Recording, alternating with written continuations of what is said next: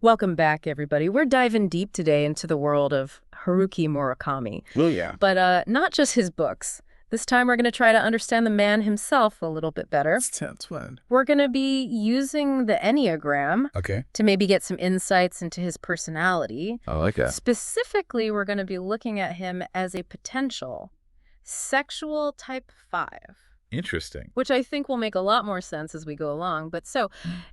If you're not familiar with the Enneagram, it's basically like a system of 9 interconnected personality types. They all have their own unique set of traits Gotcha. and tendencies. And sexual type 5 combines this like deep intellectual curiosity and a need for solitude Yeah. with a really powerful desire for intense connection. Huh. That's interesting. Yeah, and I think this is going to be really relevant when we start talking about No way. Murakami as a person, because he is notoriously private. He rarely gives interviews. Right. He has no social media presence. Yeah. I mean, it makes you wonder what's going on under the surface there. Yeah, and I think Okay. the sexual 5 Okay. might give us some insight there. Yeah, because, I mean, when we talk about the sexual 5 in that, that craving for these intense experiences, it's not always about, like jumping out at airplanes or anything like that. It's about a depth of feeling, Yeah. a yearning for profound emotional and intellectual engagement. And that can really fuel their creativity. So you're saying it's more about like diving deep into the mysteries of the human psyche and exploring like those hidden corners of the heart and mind. Exactly. And for a writer like Murakami, who really delves into themes of love and loss and existential longing, I mean, his work almost becomes like this conduit for those intense experiences.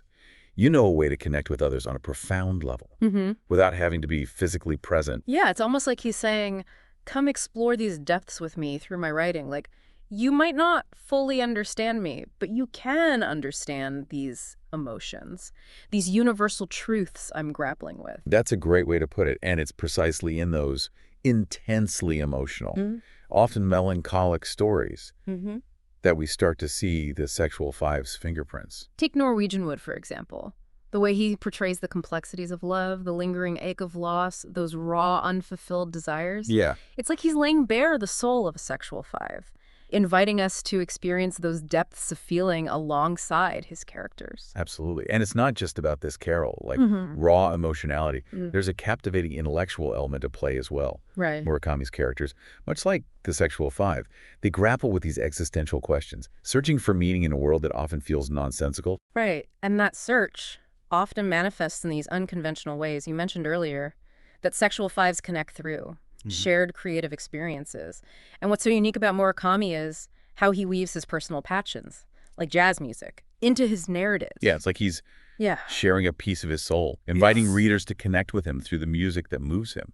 And it's not just jazz, right? He brings in literature, philosophy, even pop culture references, creating this rich tapestry of intellectual and artistic expression. Exactly. And it speaks to the breadth of the sexual 5's curiosity, their desire to understand the world through multiple lenses, constantly searching for those, aha, moments of connection and insight, Yeah. those breakthroughs. Yeah. Okay. So, and it's not just those intellectual references either. He weaves those passions into the fabric of his stories, Right. using them to build atmosphere, Yeah. reveal character, Yeah. even propel the plot forward sometimes. Yeah. It's like he's creating this secret language almost, Yeah. inviting those who get it to join him on a deeper level of understanding. Yeah, Of right. the sexual 5, who so fiercely guards their inner world. That kind of selective connection can be incredibly meaningful. That makes me think of that scene in Kafka on the Shore, where Kafka is listening to that rare Beatles record. Wow. It's like this moment of pure emotional resonance. He's completely transported, lost in the music. And it's such a powerful depiction of how art can bridge the gap between solitude and connection. It is. It's like Murakami saying, this is how I feel. This music expresses something I can't put into words. But maybe, just maybe, you'll feel it too. And that brings us to another hallmark of Murakami's work, his masterful use of magical realism. And it's not just about fantastical elements thrown in for shock value.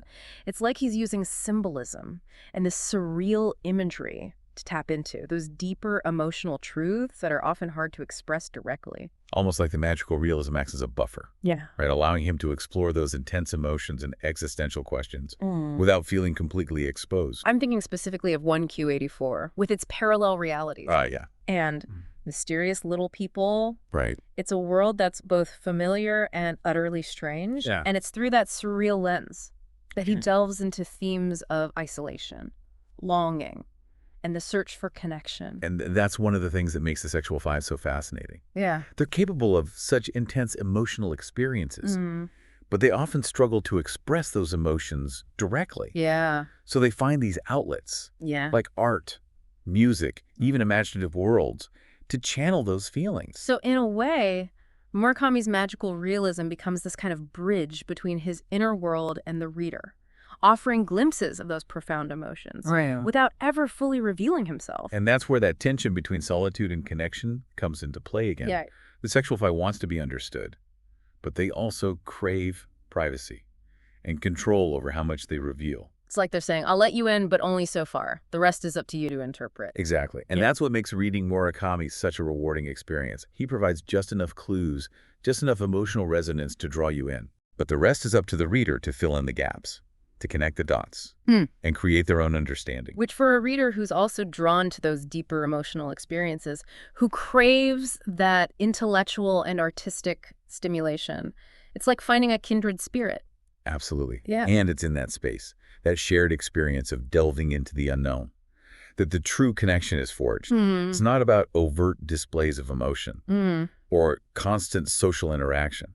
It's about a quiet understanding, a recognition of shared values and sensibilities. And this brings us to the theme of intellectual curiosity that we touched on earlier. The sexual five's constant quest for knowledge, their desire to unravel the mysteries of the world, it's a theme that runs deep in Murakami's work as well. Yeah, you see it in his characters, Right. who are often like bookworms, music lovers, Yeah. deep thinkers. They're constantly searching, questioning, trying to make sense of the world around them. And it's not just in the characters, it's in Murakami's own writing style. Yeah. He weaves in references to literature, philosophy, history, music. It's like he's inviting us on this intellectual journey alongside him. It's like he's saying, let's explore these ideas together. Let's see where they lead us. Let's challenge our assumptions and expand our understanding of the world. And that's one of the things I find so captivating about his work. It's not just entertaining, it's thought-provoking. It challenges you to think differently, to see the world through new eyes. Exactly. And for the sexual five, that's a crucial element of connection. It's not just about sharing emotions, it's about sharing ideas, engaging in intellectual discourse, pushing each other to grow and evolve. It's like they're saying, don't just feel it, think about it, analyze it, deconstruct it. Let's dive deep into the heart of the matter together. And that's what makes this exploration of Murakami through the lens of the Enneagram so enriching. Right. It helps us understand not just the surface level of his stories, but the deeper motivations, the fears, the desires that might be driving his creative process. It's like we're gaining a deeper understanding, not just of the art, but of the artist himself. Exactly. And that's what makes this so fascinating. It's not about putting Murakami in a box or labeling him definitively as a sexual five. It's about using this framework as a tool for deeper exploration, for gaining new insights into his work and the man behind it. It raises some interesting questions, doesn't it? Okay. Like, does knowing about the Enneagram and this specific type enhance our appreciation for his work? Or does it risk oversimplifying things? That's a great question, and I think it's something worth pondering as we move forward. It's tempting, isn't it, to try to map out these connections, Yeah. to see the Enneagram like a key. That unlocks all the mysteries of Murakami's writing. It is appealing to find those patterns, Yeah. to see how those characteristics of the sexual five resonate with his themes, his characters, even his personal life. Yeah, like the way he uses magical realism to explore intense emotions, or how his characters often embody both a longing for connection and a fierce need for solitude. It's almost like those elements just click into place when viewed through this lens. Right. It offers this framework for understanding, a way to connect the dots and to find deeper meaning. But, and this is a crucial but, we have to be careful not to reduce the complexity of art or the artists themselves to a simple formula. I think that's such an important point, because Murakami, like any great writer, transcends easy categorization. His work is multi-layered, open to interpretation, And ultimately, the magic lies in that individual experience of reading and connecting with the story. Exactly. The Enneagram can enrich that experience, offer new insights, maybe even guide us towards a deeper understanding of the creative process. But it should never become a definitive label, a way to box in the artist, or limit the reader's own interpretation. So where does that leave us? Well, Yeah. I think it's safe to say that exploring Murakami through the lens of the Enneagram has been a journey of discovery, both intellectually and emotionally. We've delved into the core motivations and fears of the sexual five, explored how those characteristics might manifest in creative expression, and seen how those insights resonate with Murakami's work and his reclusive nature. And I think even more importantly, it sparked conversation about the interplay between personality and art, about how our individual experiences and perspectives shape the stories we tell, and how we connect with the stories of others. That's the beauty of this kind of deep dive. It's not about finding definitive answers. It's about asking thought-provoking questions, opening our minds to new possibilities, and engaging in meaningful dialogue. So for anyone listening who hasn't yet ventured into the world of Haruki Murakami, I urge you to take the plunge. You'll find stories that are surreal, melancholic, funny, and deeply human, all at the same time. And for those who are already fans, perhaps this conversation has offered a fresh perspective, a new way to appreciate the depth and complexity of his work. And remember, this is just one lens, one way of looking at things.